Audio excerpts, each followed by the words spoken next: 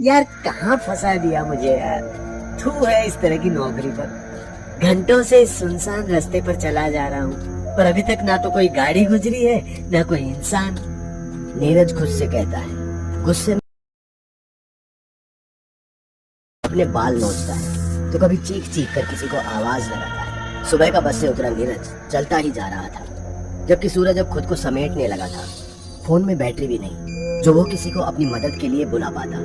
फिर भी खुद में हिम्मत भर नीरज रुका नहीं। उसके कदम धीरे धीरे चलते रहे, पर एक वक्त पर आकर उसे प्यास ने तोड़ दिया।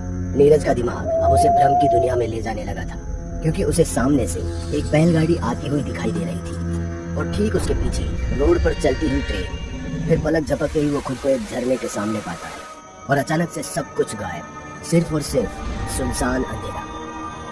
नीरज भी समझ गया था ये सब उसके दिमाग का किया धरा है। वो कुछ देर आराम कर पानी पिएगा तो शायद सब कुछ ठीक हो जाएगा, पर बैग खोलते ही उसे याद आया कि पानी तो कब का खत्म हो चुका है। नीरज ने फिर भी बोतल खोल उसमें अपनी जीभ घुसा बचे कुछ पानी को चाटना शुरू किया। तभी उसे कुछ सुनाई दिया। ये तो नदी में आए उफान की आवाज है, पर इस इलाके में नदी कहाँ से है? ये तो पूरा जंगली इलाका है। ये भी तो मेरे दिमाग का भ्रम नहीं है। नीरज खुद से कहता हुआ वही शांति से बैठ गया, मगर नदी के उफान की आवाज उसे लगातार सुनाई दे रही थी। कुछ घंटों के बाद उसके सब्र का बांध टूट गया। नदी में उफान की आवाज तो लगातार आ रही है। अगर ये मेरे दिमाग का भ्रम होता तो कभी तो ये आवाज बंद होती। लगता है सच में जंगल में पीने का पानी मिल जाएगा। नीरज खुद से कहता हुआ अपनी बची कुची हिम्मत समेट जंगल के अंदर जाने के लिए चल दिया। वो आवाज को एक टक सुन उसका पीछा कर एक बड़े से कुएं के पास आ गया था, और नदी के उफान की आवाजें उसे कुएं के अंदर से आ रही थी। और जब उसने कुएं के अंदर झांक कर देखा तो कुएं का पानी एकदम शांत और स्थिर था। फिर उसे ये आवाजें कैसे और कहां से सुनाई दे रही थी?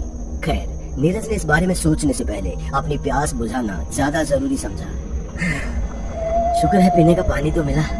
अब रात इसी कुएं के पास बिताकर कल सुबह गांव पहुंचूंगा। साला मैनेजर गुड़ खाए वो और गू खाऊं मैं। नीरज अपनी इस हालत का जिम्मेदार अपने मैनेजर को ठहरा रहा था। दरअसल नीरज एक प्राइवेट बैंक में काम करता था। उसने और उसके बैंक मैनेजर ने मिलकर बैंक के खाते में घपला किया था, जिसका पता चलने पर मैनेजर तो बच गया, लेकिन सजा के तौर पर नीरज का तबादला उड़ीसा के एक आदिवासी गांव के बैंक में कर दिया गया, जहां जाने को वो दिल्ली से निकला था, लेकिन अपनी मंजिल पर अभी तक नहीं पहुंच सका था। नीरज प्यासा कुएं के पास खड़ा पानी को एक टक देख रहा था। तभी उसे कुएं के अंदर सीढ़ियां दिखाई दी, जिससे नीचे उतर वो जाने को हुआ ही था। तभी किसी ने उससे कहा, कुएं में मत आना नीरज। ये सुनते ही नीरज के पैर जम से गए। नीरज ने कांपते होठों से पूछा, कौन है? किसने पुकारा मुझे? और तुम मेरा नाम कैसे जानते हो? जिसके जवाब में उसे सिर्फ खामोशी ही मिली। एक बार फिर इसे वो अपने दिमाग का भ्रम समझ कुएं की सीढ़ियों तक आ गया था, और इससे पहले कि वो सीढ़ियों पर कदम रख पाता उसे फिर किसी ने कहा, मत आओ, वरना क्या? और तुम हो कौन? सामने आकर बात क्यों नहीं करते? नीरज ने गुस्से में एक बार फिर से कहा, पर इस बार भी उसे जवाब के बदले खामोशी ही मिली। एक तरफ कोई उसे कुएं में जाने से रोक रहा था, तो वहीं दूसरी तरफ उसकी प्यास बढ़ती ही जा रही थी। फिर उसने सब कुछ दरकिनार कर कुएं की सीढ़ियों पर पहला कदम रखा ही था कि नीचे कुएं का पानी धीरे धीरे अपने आप ही उबलने लगा। साथ ही उसे सबसे आखिरी सीढ़ी पर एक बेजान और बहुत ही कमजोर सा इंसानी शरीर दिखा, जिसे देख नीरज तुरंत ही जब उसके पास गया तो देखा कि उसकी सांसें अभी भी चल रही हैं। क्या हुआ है? आप इस कुएं में क्या कर रहे हैं? नीरज के पूछने पर उस आदमी ने बेजान चेहरे पर बड़ी मुश्किल से मुस्कुराहट लाते हुए कहा, मना किया था ना इस कुएं के अंदर आने से, अब तुम भी मेरी तरह मरोगे। उस आदमी की बात सुन नीरज के होश उड़ गए। वो तुरंत ही डर के मारे उठ खड़ा हुआ और वापस कुएं से बाहर जाने को चल दिया, पर वो कितनी भी सीढ़ियां चढ़ता कुएं के बाहर आ ही नहीं पाया। कुछ ही देर में उसे भी सारा मामला समझ में आ गया, जिसे सोचकर उसकी आंखों में आंसू आ गए। उसे अब सच में उस कमजोर आदमी के चेहरे में अपना चेहरा नजर आ रहा था। थककर वो सीढ़ियों पर ही बैठकर रोने लगा था। अरे अभी सच्चाई को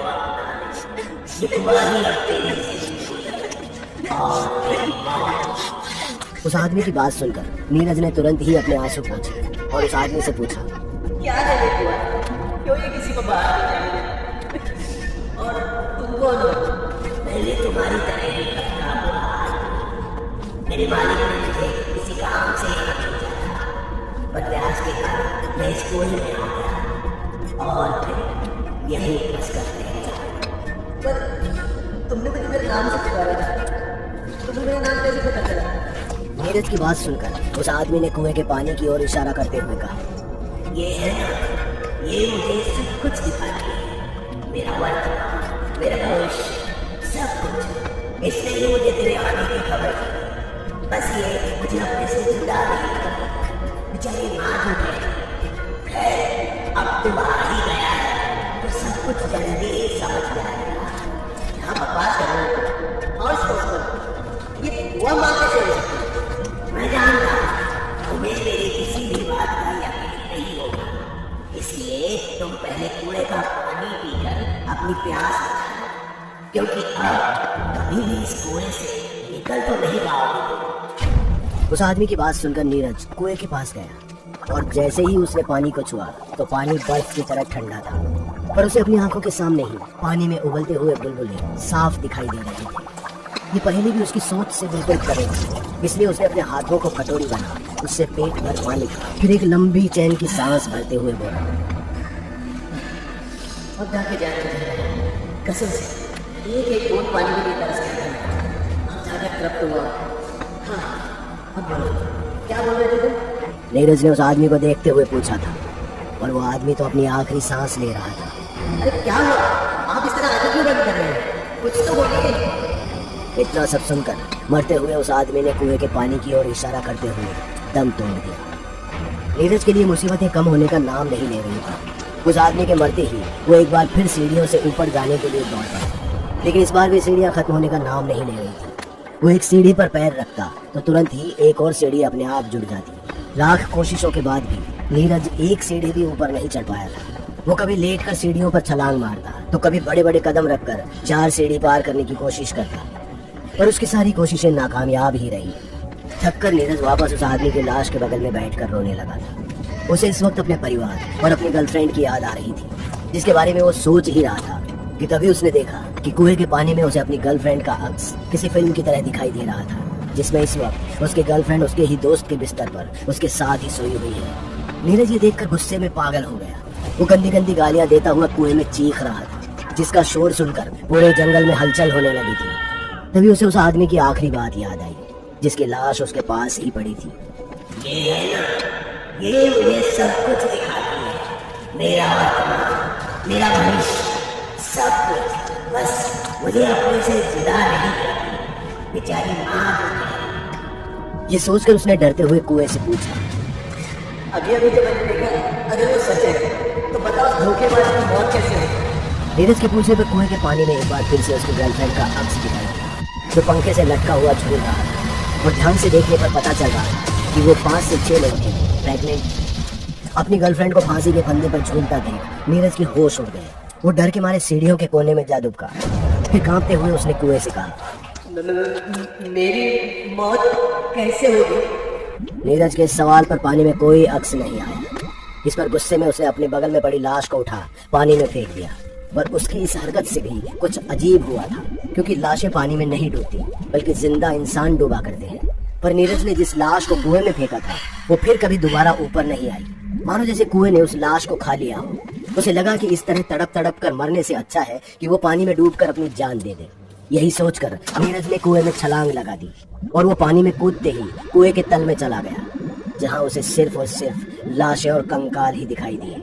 ये सब देख नीरज को समझ में आ गया था कि कुआं कोई मामूली कुआं नहीं है, ये एक जाल है जिसमें एक बार जो आ गया वो फिर कभी वापस नहीं गया। इतना सब कुछ जानने के बाद भी उसने खुद की सांसें रोक खुद को कुछ देर पानी के अंदर ही रखा और अपनी मौत का इंतजार करने लगा। पर फिर कुछ ही देर में उसे ऐसा महसूस हुआ कि वो डूबकर नहीं मर सकता, क्योंकि उसे पानी के अंदर सांस की जरूरत महसूस नहीं हो रही है। वो पूरे कुएं में कहीं भी कितनी भी देर जा सकता था और रह सकता था। नीरज खुद अपनी हालत पर तरस खाता हुआ कुएं के पानी के अंदर रोए जा रहा था। उसकी जिंदगी गुलाम बन गई थी और उससे उसकी मौत का हक भी छीन लिया था। बहुत देर पानी में रहने के बाद वो कुएं से बाहर आ गया और आते ही उसने कुएं से पूछा, अगर तो सच में माँ तो अपने बेटे को इतना तड़पाती क्यों है? जाने दे, आजाद कर दे मुझे। इस पर कुएं के पानी के ऊपर एक अक्स दिखाई दिया, जिसमें 20 साल बाद कोई अतृप्त आदमी कुएं के पास पानी पीने आया है, जिसे वो खुद कुएं के अंदर आने के लिए कह रहा है। ये सब देख नीरज एकदम से टूट गया, क्योंकि 20 सालों तक अब उसे इस कुएं में ही रहना होगा, जब तक कि वो इस कुएं को उसका अगला वारिस नहीं दे देता। यही सोचकर नीरज पागलों की तरह हंसे जा रहा था, जिसकी हंसी से एक बार फिर पूरा जंगल दहल उठा था। 20 साल बाद। इधर आ जाओ शुभम, इधर, मैं इस कुएं में हूँ। तुम अतृप्त हो ना? आओ, इस कुएं का पानी पीकर तृप्त हो जाओ। नीरज कुएं की आखिरी सीढ़ी पर बैठा हुआ कुएं से पानी पी रहा था। साथ ही ऊपर खड़े एक शख्स को नीचे बुला रहा था, और उस शख्स के सीढ़ियों पर कदम रखते ही नीरज मुस्कुराते हुए ही उस आखिरी सीढ़ी पर लेट गया। उसके सीने में तेज दर्द उठा, पर उसके होठों पर हंसी थी, और उसके हाथ भी कुएं के पानी की ओर इशारा कर रहे थे। दोस्तों, आपने जिस श्रापित कुएं की कहानी अभी देखी, वो कुआं आज भी भारत के किसी कोने में मौजूद है, जो खुद को एक माँ मानती है। उसे सब कुछ दिखाती है, उसका भूत, उसका भविष्य और वर्तमान भी। बस अपने वारिस को अपने से जरा भी दूर नहीं करती, और नए वारिस के आते ही पहले बच्चे को उसकी बेहद अजीज चीज, उसकी मौत, उसे दे देती है, ताकि वो अपना प्यार किसी और से ना बांटे। तो अगर कल को आपको भी कोई ऐसा ही कुआं अंदर से आवाज दे, तो पानी पीने मत जाइएगा, क्योंकि अतृप्त रहोगे, तभी तो जिंदा रहोगे।